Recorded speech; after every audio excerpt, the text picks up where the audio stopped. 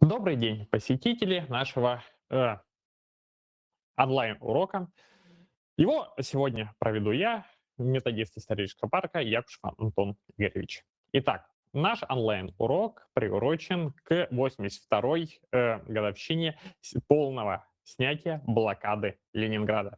Сегодня я хотел бы осветить как и те вопросы, которые рассказываются на каждом занятии о блокаде Ленинграда, так и те, которые обычно не поднимаются. Так что вы не услышите сегодня некоторые известные фамилии, которые обычно всегда присутствуют в рассказе о блокаде Ленинграда, но, я уверен, узнаете кое-что однозначно для вас новое.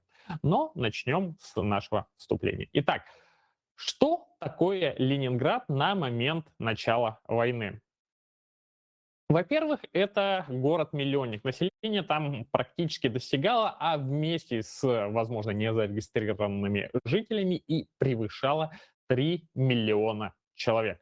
Промышленность Ленинграда составляла 10% от всего Советского Союза. То есть, скажем так, ограничение доступа к Ленинграду немецкими войсками привело к тому, что мощь Советского Союза просела значительно. Ну а в этом нашим противникам во время Великой Отечественной войны помогло расположение Ленинграда. Если мы посмотрим на современную карту, то Ленинградская область расположена вплотную к Финляндии, а сам Ленинград на расстоянии нескольких десятков километров от нее. Но об этом мы еще поговорим позднее. Итак, в целом в блокаде Ленинграда принимало участие множество войск различных стран. В первую очередь это, конечно же, немцы, как основная армия, и финны, которые зашли с севера, непосредственно с территории Финляндии. Но кроме них были и голландцы, и французы, которые к тому моменту уже частично начали переходить на сторону Гитлера, и бельгийцы, и норвежцы.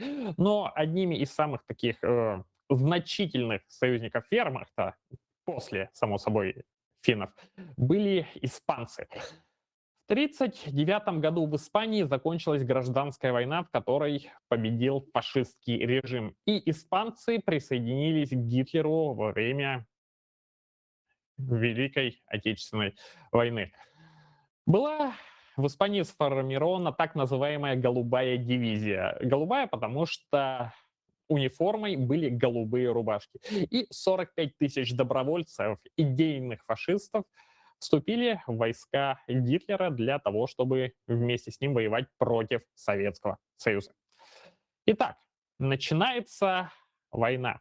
Но Советский Союз, само собой, готовился. И если в 1939 году от Финляндии до границы Ленинграда было всего лишь 30-35 километров, то Советский Союз расширил это расстояние к моменту начала войны и превысил 100 километров.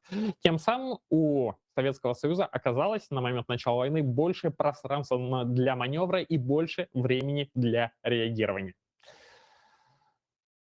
Но, как мы знаем, кольцо блокады замкнулось, и Ленинград оказался отрезан. С севера его окружили финны, а с юга группа армии «Север». Немцы, испанцы и сателлиты немецкого режима.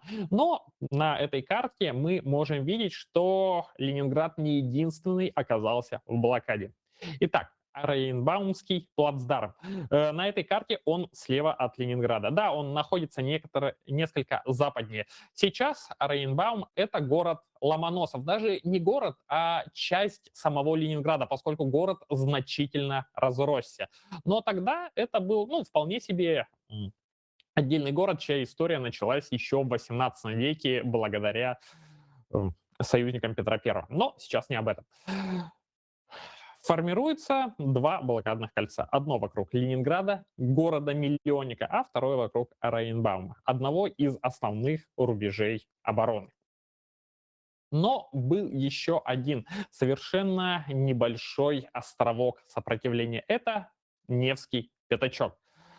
Слева на берегу Невы соответственно, если смотреть по течению, а на этой карте он справа от Ленинграда, находилась совсем небольшая область. В самом таком маленьком своем варианте она занимала чуть больше 1 километра квадратного, а в самом большом варианте почти 4 квадратных километра. Что это была за область, что это был за район? Это было укрепление около деревенек, которые использовались Советским Союзом для того, чтобы не дать немцам вплотную приблизиться к Ленинграду и бить через него по городу. Это был, возможно, один из самых напряженных участков фронта не только в Ленинграде, это само собой, но и в целом во время всей Отечественной войны, поскольку в день на этом небольшом участке рвалось более тысячи, а то и десятков тысяч снарядов.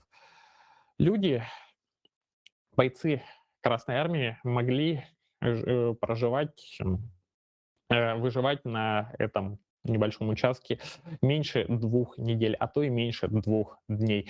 Продолжительность жизни была совершенно незначительная. Но вместе с этим, благодаря этому участку, огромная часть немецких сил отводилась от обстрела Ленинграда.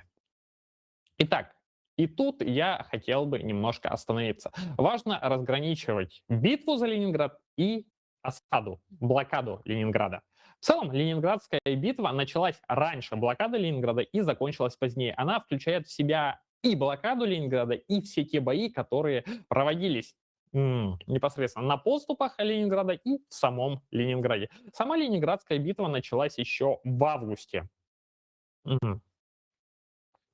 В июле-августе 1941 года, так кольцо блокады замкнулось только в сентябре. Ну и, соответственно, когда кольцо блокады было окончательно снято 27 февраля 1944 года полностью, то Ленинградская битва продолжалась до того момента, пока все войска финнов, немцев и всех их союзников не были изгнаны с территории Ленинграда. Итак, что же такое блокада Ленинграда? Конечно же, ассоциации у нас всех примерно одни. В первую очередь это голод. Поскольку все снабжение Ленинграда было перерезано 8 сентября 1941 года, какие-либо поступления продовольствия в город прекратились, и начался тот самый голод. А вследствие этого голода у людей начала развиваться дистрофия. Люди теряли по 5, 10, 15, 20, 30, а некоторые по 40 килограммов. Они начинали напоминать живых скелетов, и многие умерли не только во время блокады, но и после. Людские жертвы составили более 1 000 000 человек. И это только те, которые умерли от голода и обстрелов непосредственно во время блокады. Множество людей умерло и после. Ежедневные обстрелы Ленинграда производились как фугасными, так и зажигательными снарядами. Перед немецкими захватчиками была поставлена цель — уничтожить Ленинград, капитуляцию не принимать. Немецкие оккупанты не собирались кормить население Ленинграда, поэтому перед ними была поставлена задача уничтожить все население города и всех окрестностей, о чем мы поговорим позднее. Но даже несмотря на ежедневные обстрелы, несмотря на голод, несмотря на испытания, население Ленинграда сохраняло свою человечность. Взаимовыручка помогала им ежедневно выходить из дома, приносить воду из реки, так как водопровод был уничтожен, помогать людям, которые попали в тяжелые положения, возможно, делиться своей скудной провизией, а также продолжать производить все, что нужно было фронту. Оружие, боеприпасы и многое-многое другое. Итак, еще раз пройдемся по хронологическим рамкам блокады. 8 сентября 1941 года замыкается кольцо блокады. Все. К городу никаких подъездов. Первый год блокады был самый тяжелый. А самой тяжелой и самой суровой за много лет была зима в блокадном Ленинграде. Она была настолько тяжелой и настолько голодной, что каждый месяц зимы, декабрь, февраль, январь, умирало около 100, а то и более 100 тысяч человек. В марте началось потепление, и смерти от дистрофии, голода и холода пошли на убыль. Но первая зима навсегда осталась в памяти ленинградцев. 1942 год стал символом адаптации и борьбы.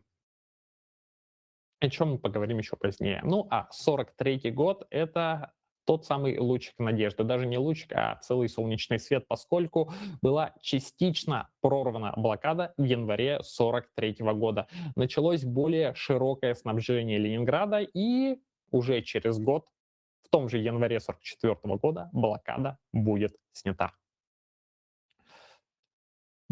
И вновь небольшое отступление. У нас в историческом парке 2 года проходила выставка 80 фактов о блокаде Ленинграда. И сейчас на своих экранах вы как раз видите некоторые из этих фактов, которые было бы интересно разобрать в контексте этого события. Итак, третий факт — это то, что только за первые недели войны около 160 тысяч ленинградцев вступили в добровольные соединения, а именно в народное ополчение. Из них формируются так называемые истребительные батальоны. Чем же занимались истребители? Во-первых, это не сказать, что полностью обученные войска. Да, у них была краткая подготовка, они умеют владеть винтовкой, но строевой работы с ними особо не проводилось из-за отсутствия времени и сил. И поэтому они занимались, скажем так, борьбой с противником в тылу. Но с каким противником нужно бороться в тылу? В первую очередь это десантники. Десантники были большой проблемой, поскольку 8 сентября 1941 года именно немецкие десантники и замкнули окончательно кольцо блокады. Истребительные батальоны Советского Союза занимались борьбой как с ними, так и с коллаборационистами, предателями Родины, а также шпионами. Они искали людей, которые целенаправленно вынюхивали информацию, передавали ее врагам и уничтожали. Так что все, кто мог держать в руках оружие, держали его, даже если они находились не на передовой. Очень большую роль в защите Ленинграда играли аэростаты заграждения. И тут я хотел бы немного о них рассказать, поскольку работа аэростатчиков очень часто незаслуженно не попадает, скажем так, на первые полосы. Что такое аэростат заграждения? Огромная резиновая, скажем так, полость, напоминающая издалека, наверное, серебряную сосиску, которая крепится к земле или к сопровождающей аэростат по земле машине с помощью троса. Для чего нужен аэростат заграждения? Он нужен для затруднения работы немецких бомбардировщиков и пикирующих истребителей. Для того, чтобы точно бомбить Ленинград немцам, ну да вообще любым бомбардировщикам, как немецким, так и венгерским, нужно было снижаться. Но тут их встречали аэростаты заграждения, которые были также усилены натянутыми цепями, а также кое-где грузами, а в поздние годы даже минами. Как вообще это все выглядело? По сути говоря, аэростат заграждения — это то же самое для воздушной техники, что и мина для морской. То есть нечто, что устремлено вверх, и то, что к дну прикрепляет цепь. Итак, нет. Пожалуй, тут нужно сказать о том, что аэростаты в первую очередь сопровождались снизу. То есть не было, сути говоря, постоянного какого-то наблюдательного поста на каждом аэропосту, но на некоторых аэропостах такие люди были. К сожалению, смертность, конечно же, была очень высока, потому что когда противник выдвигал атакующее звено самолетов для атаки Ленинграда, первыми удары наносились, конечно же, по аэростатам заграждения, чтобы освободить место для бомбардировщиков. Тут в бой включались зенитчики Советского Союза, а также истребительная авиация. На некоторых, как я уже говорил, аэростатах были дозорные, и это была очень рискованная должность, поскольку, да, они первыми видели противника, но они первыми попадали под удар.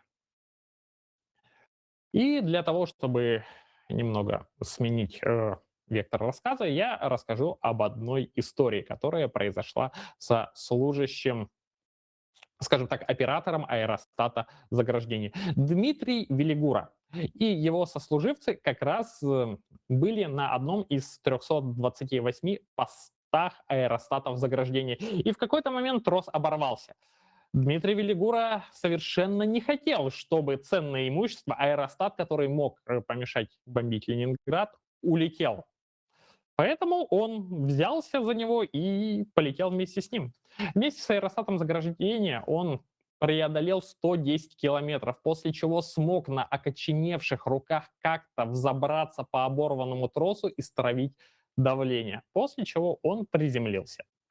Его полет продлился 3 часа, в ходе которых он ужасно замерз, возможно, получил переохлаждение организма, но там на месте его, конечно же, нашли истребительный батальон заграждения, убедились в том, что это действительно советский солдат, а не какой-то разведчик немецкий, и припроводили его в место несения его службы. Что ж, мы переходим к следующим фактам, которые были в начале и в конце выставки. Это факты о том, что в Ленинградской области противник, как немецкие войска, так и их сателлиты, в частности финны, устроили настоящий режим террора. Фиксировались множественные случаи насилия над советскими военнопленными. Советские солдаты, когда отбивали захваченные врагом территории, находили на них амбары, сараи с множеством погибших советских солдат и гражданских. И было видно, что погибли они отнюдь не в бою. Кто-то связанный, кто-то с отрубленными руками. У некоторых были отрезаны губы, уши, выколоты глаза, а также отрезаны пальцы. Финские палачи и каратели в некоторых местах даже превосходили немецких. Они развлекались с пленными своим чудовищным образом, снимали с них кожу, разували, заставляли детей из захваченных деревень бежать по снегу за лошадями на протяжении 15, а то и 20 километров. После этого заставляли их бежать по снегу и битому стеклу. Для составления своей финской военной пропаганды они отбирали советских военнопленных, разували их, заставляли вычищать нечистоты в конюшнях и хлевах, фотографировали в таком состоянии и печатали в своих газетах, подписывая, что вот, смотрите, советские войска воюют против нас абсолютно разутыми и невооруженными. Особо зверскими преступления финских и немецких палачей были против беззащитного мирного населения. Регулярно фиксировались случаи, как немецкие солдаты, проходя мимо деревни, отбирали все, что у этих деревенских жителей было, начиная от еды и заканчивая теплой одеждой. Такая деревня была обречена на смерть, но мало того, следующий отряд немцев, проходя мимо этой же деревни, требовал то же самое. А когда им не предоставляли этого, они взгоняли всех жителей из своих домов куда-нибудь в амбар или на пустырь, заставляли их раздеться, а потом держали на морозе, пока они либо не отдадут продовольствие, которое у них уже забрали, либо же не умрут. Множество людей сгоняли в лагеря смерти и в рабочие лагеря, которые мы знаем как концентрационные лагеря. Тысячи и десятки тысяч людей были угнаны на работу в Германии и Финляндию только из Ленинградской области. Таких людей по всему Советскому Союзу были сотни тысяч. Если мы сейчас обратимся к советским публицистам и журналистам, которые писали о зверствах, мы обнаружим, что свидетельств о вот этих зверствах не так много. Их сотни тысяч, но не десятки тысяч. Становится вопрос, почему? Почему не фиксировался каждый акт насилия над советскими гражданами, каждое издевательство, каждая казнь? Ответ будет прост. Это было уже обыденностью. Зверства финских и немецких палачей были настолько очевидны, что писали о чем-то из ряда вон выходящем. Параллель можно провести, наверное, с современными новостными издательствами. Если мы почитаем криминальные сводки сегодня, мы, конечно же, пропустим мимо ушей все эти мелкие кражи, которые происходят на фоне алкогольного опьянения, или какие-то мелкие потасовки, обращая внимание только на что-то действительно из ряда вон выходящее. Так и во время Великой Отечественной войны. Писать о каждом случае, когда людей загоняли в амбар и сжигали их заживо, когда целую семью запирали в погребе, допрашивали, а не получая нужной им информации, забрасывали в этом же погребе гранатами. Этих случаев слишком было много. Что ж, перейдем, пожалуй, к самому известному факту про блокаду Ленинграда. Самый тяжелый месяц, а именно с декабря по февраль первой блокадной зимы, когда умерло по некоторым подсчетам более 200, а по другим подсчетам более 350 тысяч человек, норма выдачи хлеба на человека составляла 125 грамм. Но тут важно заметить, что на 125 граммах человек, выполняющий тяжелую физическую работу, жить физически не сможет. Он погибнет от той же самой дистрофии, от которой умерло более миллиона человек в Ленинграде. Поэтому людям, которые, само собой, занимаются какой-то тяжелой физической работой, а также военнослужащим, полагалось чуть больше хлеба. Но важно заметить, что это был хлеб не в привычном нам понимании. Его разбавляли пищевой целлюлозой, кое-где даже опилками, а также жмыхом и отрубями. В общем, всем, что можно было есть, но что не несло практической пищевой ценности. Больше всего хлеба полагалось рабочим горячих цехов. Это те люди, которые работают с металлом. Им полагалось целых 375 грамм, но это все равно было ужасно мало. Горячий цех — это место, где калории сгорают на глазах. И рабочим горячих цехов абсолютно не хватало этого продовольствия, и они продолжали погибать в этих самых горячих цехах, но продолжали работать. Однако, однако, такой была только самая первая тяжелая блокадная зима. И Ленинград сделал все, чтобы эта зима не повторилась. Во-первых, институт агротехники начинает думать, а где можно выращивать овощи, где можно в Ленинграде производить еду для того, чтобы такая ситуация не повторилась. Для этого распахивают практически весь Ленинград, каждый газон, каждый бульвар, все теплицы, все было распахано для того, чтобы садить на этом репу, турнепс, картофель и так далее. Все, что могло расти.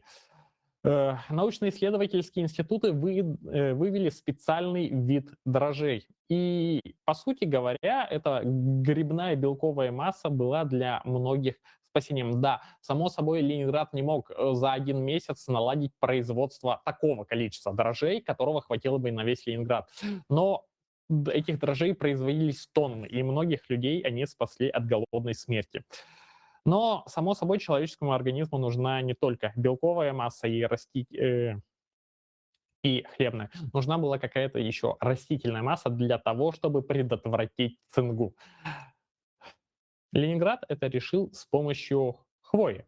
Обычной сосновой хвои, которую замачивали и кипятили, выводя из нее весь витамин С.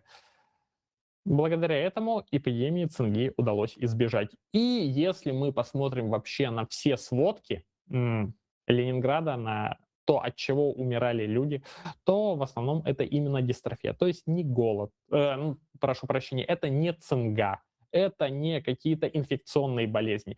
Все вспышки эпидемий были локализованы и сведены на нет. Но вот с дистрофией ничего поделать было нельзя. Итак, немножко отвлечемся именно от блокады Ленинграда и перейдем к Ленинградской битве. Ленинградская битва — это самая продолжительная битва за всю историю Великой Отечественной войны. Если блокада Ленинграда продолжалась 872 дня от, скажем так, именно первого взятия в кольцо до полного ее прорыва, то Ленинградская битва продолжалась 1126 дней. И всю эту 1026 дней кипели бои. Горячее всего они были, конечно же, на Оренбаумском плацдарме и на Невском пятачке. Ну и, само собой, во всем Ленинграде. Однако было еще одно место, о котором, по сути говоря, часто не говорят, поскольку отметить на карте его очень сложно. Это Партизанский край. Что это за место? Те люди, которые остались в тылу у финских и немецких войск и были отрезаны от своих, они не оставили борьбу, они ушли в леса и начали из леса нападать на противника. Пускать поезда под откос, нападать на карательные отряды и патрули, а главное спасать других людей из деревень, которые были уничтожены или разорены фашистами. Партизанский край — это, по сути говоря, целая местность, можно даже сказать область протяженностью 120 километров, на которой прятались тысячи людей. И не только прятались, но и наносили оттуда чувствительные удары по немцам. Несмотря на множество карательных отрядов, немцы так и не смогли искоренить до конца партизанский край, и он функционировал до самого конца Ленинградской битвы. Что ж, в целом это были именно те моменты, связанные с Ленинградской битвой и блокадой Ленинграда, которые я хотел бы осветить сегодня. Это самая продолжительная битва и по гражданским жертвам самая трагичная для всей истории как Великой Отечественной войны, так и Советского Союза. Никаких аналогов такой бесчеловечной блокады не было ни до Великой Отечественной войны, ни после. Что ж, благодарю всех за внимание и за посещение нашего онлайн-урока. Призываю всех помнить об этом событии и прощаюсь со всеми. Спасибо, до свидания.